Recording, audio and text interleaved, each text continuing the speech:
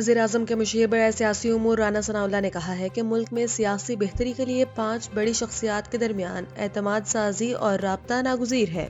نجی T V کو interview میں انہوں نے زور دیا کہ پاکستان تحریک انصاف افواج پاکستان اور عسکری قیادت کے خلاف چلنے والی غلیظ مہم فوری بند کرے اور ایسے سوشل میڈیا اکاؤنٹ سے مکمل لا تعلقی کا اعلان کرے۔ رانا ثناء اللہ نے کہا کہ اگر پی ٹی آئی دعویٰ کرتی ہے کہ ان اکاؤنٹس پر اس کا کنٹرول نہیں تو یہ موقف درست نہیں، کیونکہ پیغامات ایک منظم طریقے سے پھیلائے جاتے ہیں۔ انہوں نے خبردار کیا کہ 8 فروری کی پہیہ جام کال ناکام ہوگی اور ایسے اقدامات مزید نقصان کا باعث بن سکتے ہیں۔ ان کا کہنا تھا کہ وزیر اعظم شہباز شریف، نواز شریف، صدر آصف علی زرداری، عمران خان اور ایک اور اہم شخصیت کے درمیان اعتماد سازی کے بغیر سیاسی بریک تھرو ممکن نہیں۔ دوسری جانب پی ٹی آئی رہنما عامر ڈوگر نے کہا کہ احتجاج ہر سیاسی جماعت کا آئینی حق ہے، البتہ قانون شکنی یا سرکاری املاک کو نقصان پہنچانے پر سزا قبول کریں گے۔ سوئس صدر گائے پرمیلین نے سوئٹزرلینڈ کے اسکی ریزورٹ ٹاؤن میں ہونے والے المناک دھماکے اور آتش زدگی کے نتیجے میں 40 افراد کی ہلاکت پر برن شہر میں 5 روز تک قومی پرچم سرنگوں کرنے کا اعلان کر دیا۔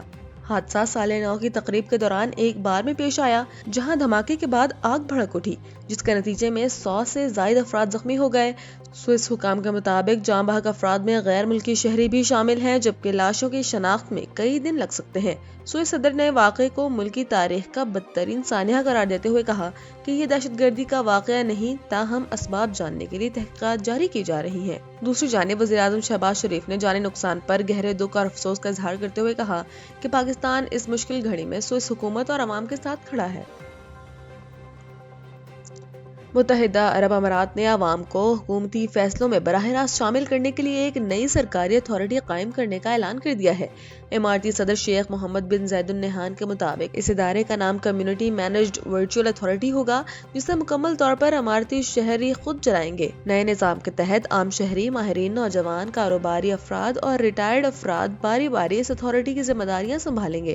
ان افراد کا انتخاب روایتی انتخابات کے بجائے اہلیت، تجربے اور صلاحیت کی بنیاد پر کیا جائے گا۔ اماراتی خبر رساں ادارے وام کے مطابق اس اقدام کا مقصد عوام کو صرف ووٹ تک محدود رکھنے کے بجائے انہیں براہ راست پالیسی سازی اور فیصلوں میں شریک کرنا ہے۔ حکام کے مطابق نئی اتھارٹی ایسے عملی منصوبے تیار کرے گی جو فوری طور پر نافذ کیے جا سکیں گے اور عوامی زندگی میں بہتری لائیں۔ ماہرین اس اقدام کو جدید، شراکتی اور اختراعی حکمرانی کا ماڈل قرار دے رہے ہیں، جس سے عوام اور حکومت کے درمیان اعتماد مزید مضبوط ہوگا۔ ایران کے مختلف شہروں میں مہنگائی کے خلاف احتجاج 5ویں روز بھی جاری ہے، جہاں سیکیورٹی فورسز اور ماہرین کے مطابق جھڑپوں کے نتیجے میں 6 افراد جاں بحق ہو گئے۔ ایرانی میڈیا کے مطابق تہران سمیت کئی شہروں میں مظاہروں کے دوران حالات کشیدہ رہے۔ جھڑپوں میں ایک سیکیورٹی اہلکار بھی ہلاک ہوا، جبکہ متعدد افراد زخمی ہوئے۔ رپورٹس کے مطابق ایرانی شہر فسا میں مظاہرین نے سرکاری عمارت پر دھاوا بھی بول دیا۔